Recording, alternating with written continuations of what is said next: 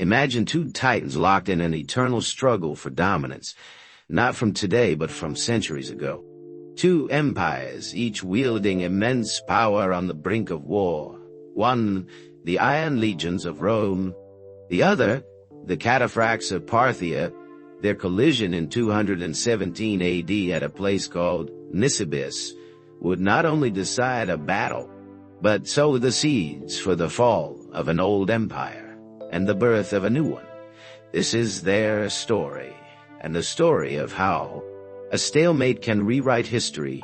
We'll travel to Mesopotamia to the Battle of Nisibis, a battle that wasn't decisive in and of itself, but it was a pivotal moment, a crack in the foundation of one of the greatest empires in history. So buckle up, because this story is going to be a wild ride. Let's first set the scene. It was the 3rd century AD. The Roman Empire, stretching from the misty shores of Britain to the scorching sands of North Africa, was at its height, or so it seemed. It was a powerhouse of military might, engineering prowess, and cultural influence. The legions were its backbone, a force feared and respected throughout the known world. But Rome was not without its challenges. Along the eastern horizon, beyond the Roman borders, lay the vast Parthian Empire, a land of horse archers and armored cavalry.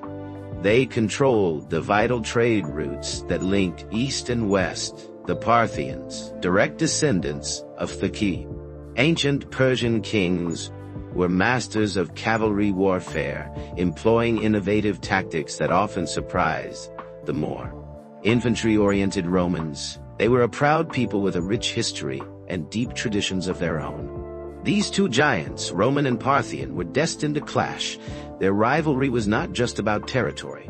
It was about power, prestige, and control of the Eastern world. Its borders were tense, a volatile mix that was constantly teetering.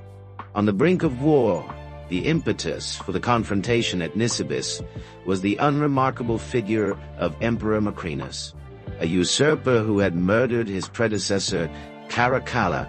He sat precariously on the Roman throne. Macrinus' lack of legitimacy made him vulnerable both internally and externally. To the east, Artabanus IV, the Parthian king, saw an opportunity. Caracalla's assassination was a grave insult. The emperor was about to march on Parthia, and this act was a gross betrayal of trust. And although he would never admit it publicly, he may also have smelled weakness in air. The new Roman leadership, seeing them as more vulnerable than they really were. Artabanus, a shrewd and powerful leader, believed it was time to test Roman resolve, and, if he was lucky, recover lost territories and establish Parthian dominance in the region. Macrinus, desperate to prove his mettle and solidify his position as the rightful emperor of Rome, decided to meet the Parthian challenge head-on. A clash of egos and ambitions was inevitable. This was not just a matter of land or power. It was a clash of personalities, a battle fueled by fear, desperation, and the age-old rivalry between the two empires. These were no longer just nations facing off against each other. These were individuals, each driven by complex and selfish desires. In 217 AD, the armies met at Nisibis, a strategic city on the border between the empires. The battle was a brutal affair, a chaotic mix of Roman legions and Parthian cavalry. The Roman infantry, with their heavy armor and disciplined formations, formed a nearly impenetrable wall.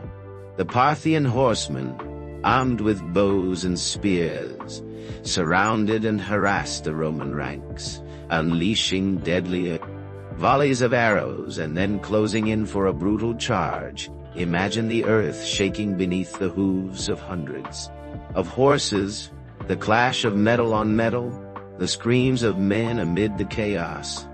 The fighting was intense. The Roman legions, in their testudo formations, withstood the Parthian missile barrages. However, they were never able to truly pin down.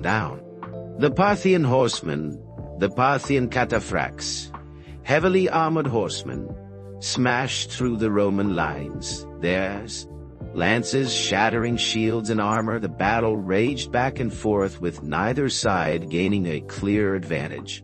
The Romans, though disciplined and well-equipped, struggled to effectively counter the Parthian cavalry tactics.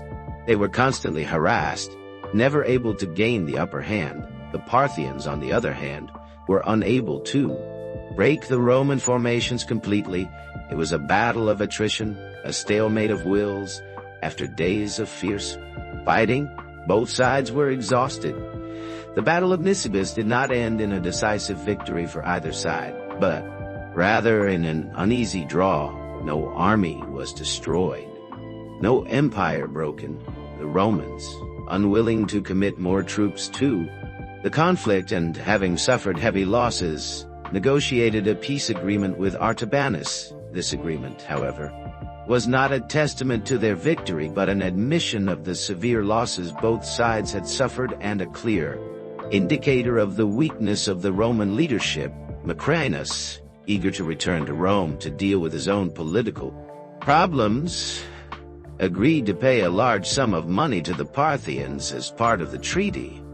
This might have been sold as a peace, but it was really just a bribe to get out of a potentially devastating war. Although the battle itself was not decisive, it had far-reaching consequences. The Stalemate at Nisibis, although seemingly insignificant, revealed a critical weakness in the Parthian Empire and highlighted the vulnerability of Rome. The massive losses suffered by the Parthians drained them of manpower and resources, which would ultimately contribute to their downfall. It was a fragile peace that covered deep wounds. This was not peace. It was a respite, a chance for both sides to lick their wounds, but for the Parthian Empire, it was the beginning of the end. The cracks in its armor were exposed. The Battle of Nisibis marked a turning point in the east. The Parthian Empire, already weakened by internal conflicts and external pressures, was now vulnerable. Shortly after Nisibis, in 224 CE, a new power arose from the ashes of Uf. The old Ardashir-Fai, a Persian warlord from Fars, overthrew the last Parthian king, Artabanus V, and established the Sassanid Empire.